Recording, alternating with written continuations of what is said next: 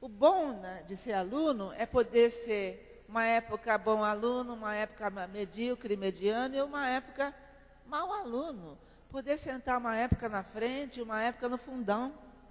Eu li uma frase de uma psicóloga que eu adorei, porque ela sacou um movimento, né? Ela diz assim, os pais que têm filhos na escola hoje nunca sentaram no fundão.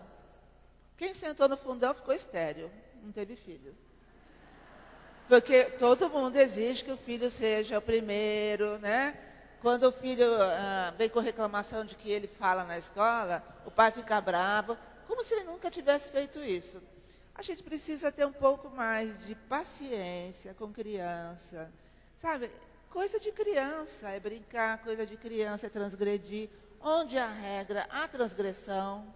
Por isso é melhor não trabalhar com regras, trabalhar com princípios, né? Os princípios importam muito mais do que as regras. E a partir dessa reunião de conversa e diálogo, e não de será assim, né? Porque a escola, quando se reúne com as famílias dos seus alunos, ela é tirânica. Porque ela tem uma relação de poder muito grande com as famílias dos seus alunos, por um único motivo. A escola é uma instituição organizada e as famílias dos seus alunos são uma população desordenada, né? Elas não têm organização.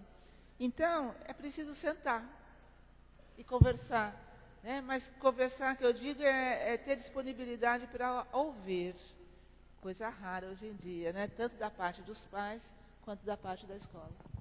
Eu queria só falar um pouquinho em relação quando a gente diz assim, que a escola, então é um outro olhar para a escola, que muitas pessoas acham que a escola é nota 10, né? Não a escola em si, mas que todo aluno tem que ter notas boas e é para isso que serve, né?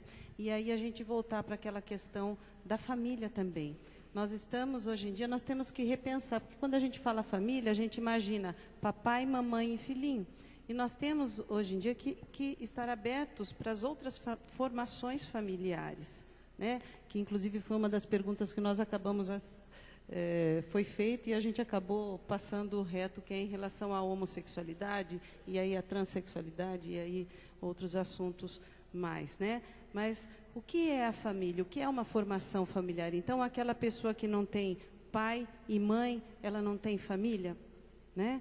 Quem são as pessoas de referência? Então, vamos olhar para essas novas formações familiares. Essa criança precisa de uma formação familiar. Isso é importante na vida dela. Vamos olhar para isso. Alguém está com o microfone? Eu. Ótimo. Só me escapou uma coisa que eu não posso deixar de falar. Isso aí diz muito a respeito aos professores, mas também aos pais. Eu sou do tempo em que se usava, eu tenho mais de 60 anos, gente, eu sou do tempo que se usava uma expressão assim, educação vem de berço.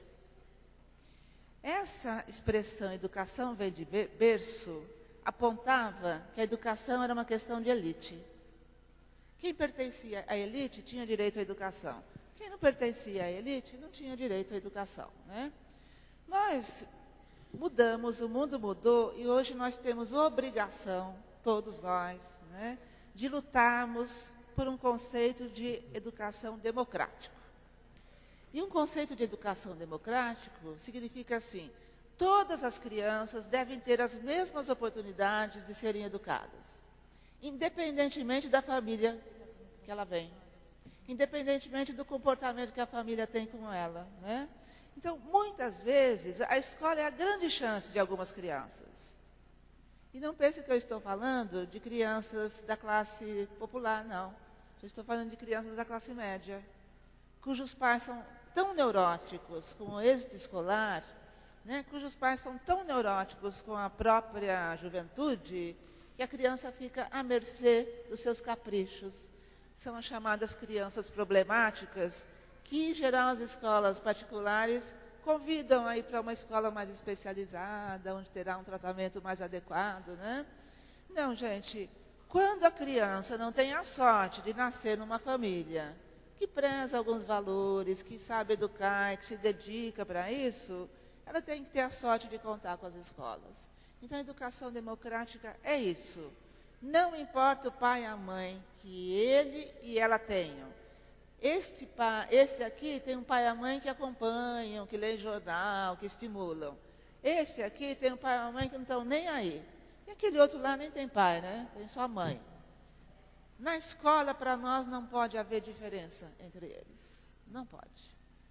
A gente não pode dizer, mas ele vai mal porque a família é desestruturada. Não pode.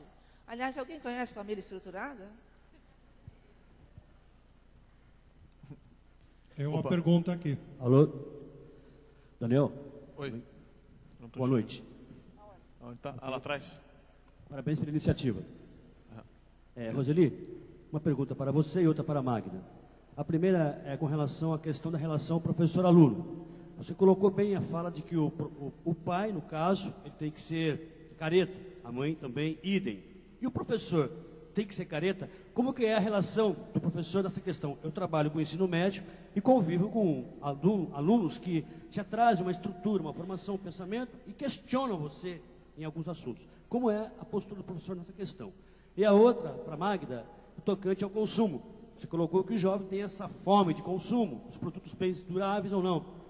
Como fica essa questão de que a indústria hoje e a mídia coloca, agradia um novo produto? Como que o pai e a mãe podem administrar essa questão?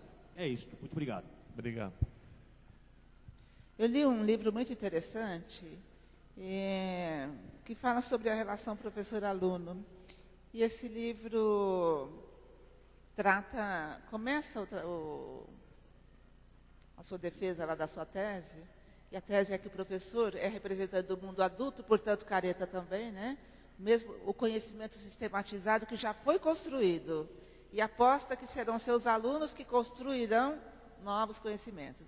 Mas esse livro começa com uma história muito interessante. Foi feito um questionário com pessoas profissionais, já com 10, 15 anos de carreira, né? E foi perguntado, uma das perguntas desse questionário era sobre a vida escolar pregressa, básica, né? Ensino fundamental, principalmente. É um livro que foi feito em Portugal, esse questionário foi feito lá, mas a gente pode universalizar. E pediram que esses profissionais listassem as características mais importantes daqueles que eles considerou seus melhores professores, né? E eles listaram bravos, rabugentos, autoritários. Assim, o professor que é muito legal com seus alunos não os instiga, não os desafia. É amigão.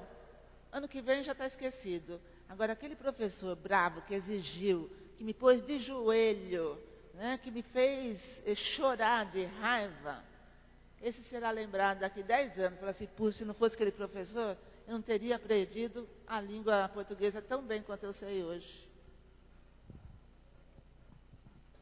Bom, em relação à sociedade de consumo, existe uma coisa, eu quero falar também que eu adoro consumir, viu? Também como os adolescentes. Se a gente pudesse consumir tudo que a gente quer, não é verdade? Mas existe uma coisa que se chama responsabilidade. E quando eu tenho desejo de consumir alguma coisa, então eu quero um celular, né? Eu quero um celular ou eu quero um notebook, né? Todo adolescente hoje também tem o seu netbook. Então, eu tenho o meu computador, eu quero um computador melhor. Para que eu quero o computador melhor? O que eu estou usando naquele que ele não me serve mais?